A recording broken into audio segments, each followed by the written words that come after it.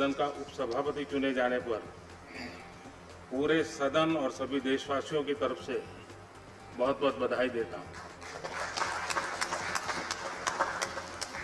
सामाजिक कार्यों और पत्रकारिता की दुनिया में हरिवंश जी ने जिस तरह अपनी ईमानदार पहचान बनाई, उस वजह से मेरे मन में हमेशा उनके लिए बहुत सम्मान रहा है। मैंने महसूस किया है हरिवंश जी के लिए जो सम्मान और अपनापन मेरे मन में है, इन्हें करीब से जानने वाले लोगों के मन में है, वही अपनापन और सम्मान आज सदन के हर सदस्य के मन में भी है। ये भाव, ये आत्मीयता हरिवंश जी की अपनी कमाई हुई पूंजी है। उनकी जो कार्यशैली है, जिस तरह सदन की कार्यवाही को वो चलाते हैं, उसे देखते हुए ये स्वाभाविक भी है। सदन में निष्पक्ष रूप से आपकी भूमिका लोकतंत्र को मजबूत करती है। सभापति महोदय, इस बार ये सदन अपने इतिहास में सबसे अलग और विषम परिस्थितियों में संचालित हो रहा है। कोरोना के कारण जैसी परिस्थितियां हैं, उनमें ये सदन काम करे, देश के लिए जरूरी जिम्मेदारियों को पूरा करे, ये हम सबका कर्तव्य है। मुझे विश्वास है कि हम सब सारी सतर्कता बरतते हुए, सारे दिशा निर्देशों का पालन करते हुए अपने कर्तव्यों का निर्वहन करेंगे। राज्यसभा के सदस्य, सभापति जी और उपसभापति जी को सदन की कार्यवाही सुचारू रूप से चलाने में जितना सहयोग करेंगे, उतना ही समय का सही उपयोग होगा और सभी सुरक्षित भी रहेंगे। सभापति महोदय, संसद के उच्च सदन की जिस जिम्मेदारी के लिए हरिवंश जी पर हम सबने भरोसा जताया था, हरिवंश जी ने उसे हर स्तर पर पूरा किया है। मैंने पिछली बार अपने संबोधन में कहा था, मुझे भरोसा है कि जैसे हरि सबके होते हैं, वैसे ही सदन के हरि भी पक्ष विपक्ष सबके रहेंगे। सदन के हमारे हरिवंश जी इस पार और उस पार सबके ही समान रूप से रहे, कोई भेदभाव नहीं, कोई पक्ष विपक्ष नहीं। मैंने ये भी कहा था कि सदन के इस मैदान में खिलाड़ियों से ज्यादा अंपायर परेशान रहते हैं। नियमों में खेलने के लिए सांसदों को मजबूर करना बहुत चुनौतीपूर्ण कार्य है। मुझे तो भरोसा था कि एम्पायरिंग अच्छी करेंगे, लेकिन जो लोग हरिवंश जी से अपरिचित थे, हरिवंश जी ने अपनी निर्णायक शक्ति, अपने फैसलों से उन सबका भी भरोसा जीत लिया। सभापति महोदय, हरिवंश जी ने अपने दायित्व को कितनी सफलता से पूरा किया है, ये 2 साल इसके गवाह हैं। सदन में जिस गहराई से बड़े बड़े विधेयकों पर पूरी चर्चा कराई, उतनी ही तेजी से बिल पास कराने के लिए हरिवंश जी कई घंटों तक लगातार बैठे रहे, सदन का कुशलता से संचालन करते रहे। इस दौरान देश के भविष्य को, देश की दिशा को बदलने वाले अनेकों ऐतिहासिक बिल इस सदन में पास हुए। पिछले साल ही इस सदन ने 10 साल में सर्वाधिक प्रोडक्टिविटी का रिकॉर्ड कायम किया है। वो भी तब जब पिछला साल लोकसभा के चुनावों का साल था। ये हर एक सदस्य के लिए गर्व की बात है कि सदन में प्रोडक्टिविटी के साथ साथ पॉजिटिविटी भी बढ़ी है। यहां सभी खुलकर अपनी बात रख पाए, सदन का कामकाज नहीं रुके, स्थगन न हो, इसका निरंतर प्रयास देखा गया है। इससे सदन की गरिमा भी बढ़ी है। संसद के उच्च सदन से यही अपेक्षा संविधान निर्माताओं ने की थी। लोकतंत्र की धरती बिहार से, जेपी और कर्पूरी ठाकुर की धरती से, बापू के चंपारण की धरती से जब कोई लोकतंत्र का साधक आगे आकर जिम्मेदारियों को संभालता है तो ऐसा ही होता है जैसा हरिवंश जी ने करके दिखाया है। जब आप हरिवंश जी के करीबियों से चर्चा करते हैं तो पता चलता है कि वो क्यों इतना जमीन से जुड़े हुए हैं।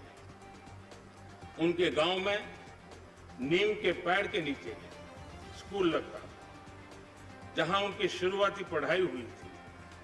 जमीन पर बैठकर जमीन को समझना, जमीन से जुड़ने की शिक्षा उन्हें वहीं से मिली हुई थी। हम सभी ये भली भांति जानते हैं कि हरिवंश जी जयप्रकाश जी के ही गांव सीता बदियारा से आते हैं। यही गांव जयप्रकाश जी की भी जन्मभूमि है। दो राज्यों उत्तर प्रदेश, बिहार के 3 जिलों आरा, बलिया व छपरा में बंटा हुआ क्षेत्र, 2 नदियां गंगा और घाघरा के बीच स्थित दियारा टापू जैसा। हर साल जमीन बाढ़ से गिर जाती थी, वह मुश्किल एक फसल हो पाती थी। तब कहीं जाने अनजाने के लिए और सामान्य रूप से जाने आने के लिए नदी नाव पार करके ही जा सकता था। संतोष ही सुख है। यह व्यवहारिक ज्ञान हरिवंश जी को अपने गांव की घर की परिस्थिति से मिला। वो किस पृष्ठभूमि से निकले हैं, इसी से जुड़ा एक किस्सा मुझे किसी ने बताया था। हाई स्कूल में आने के बाद हरिवंश जी की पहली बार जूता बनाने की बात हुई थी। उसके पहले उनके पास न जूते थे और न ही खरीदे थे। ऐसे में गांव के ही एक व्यक्ति को जूता बनाते थे। उनको हरिवंश जी के लिए जूता बनाने के लिए कहा गया। हरिवंश जी अक्सर उस बनते हुए जूते को देखने जाते थे कि कितना बना। जैसे बड़े रईस लोग अपना बंगलो बनता है तो बार बार देखने के लिए जाते थे। हरिवंश जी अपना जूता कैसा बन रहा है, कहां तक पहुंचा है, वो देखने के लिए पहुंच जाते थे। जूता बनाने वाले से हर रोज सवाल करते थे कि कब तक बन जाए। आप अंदाजा लगा सकते हैं कि हरिवंश जी जमीन से इतना क्यों जुड़े हुए हैं। जेपी का प्रभाव उनके पर बहुत ही था। उसी दौर में उनका किताबों से भी लगाव बढ़ता गया। उससे भी जुड़ा एक किस्सा मुझे पता चला। हरिवंश जी को जब पहली बार सरकारी स्कॉलरशिप मिली तो घर के कुछ लोग उम्मीद लगाए बैठे थे कि बेटा स्कॉलरशिप का पूरा पैसा लेकर घर आएगा। लेकिन हरिवंश जी ने स्कॉलरशिप के पैसे घर न ले जाने के बजाय किताबें खरीदी। तमाम तरह की संक्षिप्त जीवनियां, साहित्य यही घर लेके गए। हरिवंश जी के जीवन में उस समय किताबों का जो प्रवेश हुआ था वो अब भी उसी तरह बरकरार है। सभापति महोदय, करीब 4 दशक तक सामाजिक सरोकार की पत्रकारिता करने के बाद हरिवंश जी ने 2014 में संसदीय जीवन में प्रवेश किया था। सदन के उपसभापति के तौर पर हरिवंश जी ने जिस तरह मर्यादाओं का ध्यान रखा, संसद सदस्य के तौर भी उनका कार्यकाल उतना ही गरिमापूर्ण रहा है। बतौर सदस्य तमाम विषयों, चाहे वो आर्थिक हो या सामरिक सुरक्षा से जुड़े, हरिवंश जी ने अपनी बात प्रभावी ढंग से रखी थी। हम सब जानते हैं, शालीन लेकिन सारगर्भित ढंग से बात रखना उनकी पहचान है। सदन के सदस्य के तौर पर उन्होंने अपने उस ज्ञान, अपने उस अनुभव से देश की सेवा का पूरा प्रयास किया है। हरिवंश जी ने सभी अंतर्राष्ट्रीय पटलों पर भारत की गरिमा, भारत के कद को बढ़ाने का काम भी किया है।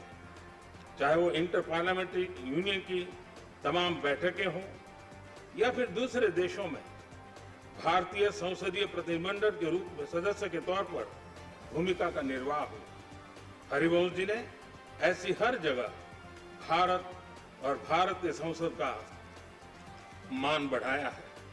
सभापति महोदय, सदन उपसभापति की भूमिका के अलावा हरिवंश जी की राज्यसभा की कई समितियों के अध्यक्ष भी रहे। ऐसी तमाम समितियों के अध्यक्ष के तौर पर हरिवंश जी ने समितियों के कामकाज को बेहतर बनाया है, उनकी भूमिका को प्रभावी ढंग से रेखांकित किया है। मैंने पिछली बार भी बताया था कि हरिवंश जी कभी बतौर पत्रकार हमारा सांसद कैसा हो, ये मुहिम चलाते रहे। सांसद बनने के बाद उन्होंने इस बात के लिए भरपूर प्रयत्न किया कि सभी सांसद अपने आचार व्यवहार से और कर्तव्यनिष्ठ बने। सभापति महोदय, हरिवंश जी संसदीय कामकाज और जिम्मेदारियों के बीच भी एक बुद्धिजीवी और विचारक के तौर पर भी उतना ही सक्रिय रहते हैं। आप अभी भी देश भर में जाते हैं, भारत की आर्थिक, सामाजिक, सामरिक और राजनीतिक चुनौतियों के बारे में जनमानस को जागरूक करते हैं। इनके अंदर का पत्रकार, लेखक ज्यों का त्यों बना हुआ है। उनकी किताब हमारे पूर्व प्रधानमंत्री श्रीमान चंद्रशेखर जी के जीवन को बारीकी से उभारती है, साथ ही हरिवंश जी की लेखन क्षमता को भी प्रस्तुत करती है। मैं इस सदन का सभी सदस्यों का सौभाग्य है कि उपसभापति के रूप में हमें हरिवंश जी का मार्गदर्शन आगे भी मिलेगा। माननीय सभापति जी, संसद का यह उच्च सदन 250 सत्रों से आगे की यात्रा कर चुका है। ये यात्रा लोकतंत्र के तौर पर हमारी परिपक्वता का प्रमाण है। एक बार फिर से हरिवंश जी, आपको इस महत्वपूर्ण और बड़ी जिम्मेदारी के लिए ढेर सारी शुभकामनाएं। आप स्वस्थ रहें और सदन में भी स्वस्थ माहौल बनाए रखते हुए एक उच्च सदन से जो उम्मीदें हैं उसे पूरा करते रहें। हरिवंश जी को मुकाबला देने वाले मनोज झा जी को भी मेरी तरफ से शुभकामनाएं। लोकतंत्र की गरिमा के लिए चुनाव की ये प्रक्रिया भी उतनी ही महत्वपूर्ण है। हमारा बिहार भारत की लोकतांत्रिक परंपरा की धरती रहा है। वैशाली की उस परंपरा को, बिहार के उस गौरव को, उस आदर्श को हरिवंश जी सदन के माध्यम से और परिष्कृत करेंगे, ऐसा मुझे विश्वास है। मैं सदन के सभी सम्मानित सदस्यों को चुनाव की इस प्रक्रिया में शामिल होने के लिए धन्यवाद अर्पित करता हूं। एक बार फिर से हरिवंश जी को, सभी सदस्यों को हार्दिक बधाई। धन्यवाद। प्रसन्न आचार्य जी, प्रसन्न आचार्य। Others in this house in congratulating Harivansh ji, and for the last 2 years when he was also the deputy chairman of the house, we have seen him how with all honesty and all sincerity and with utmost impartiality he has been in your absence conducting this house very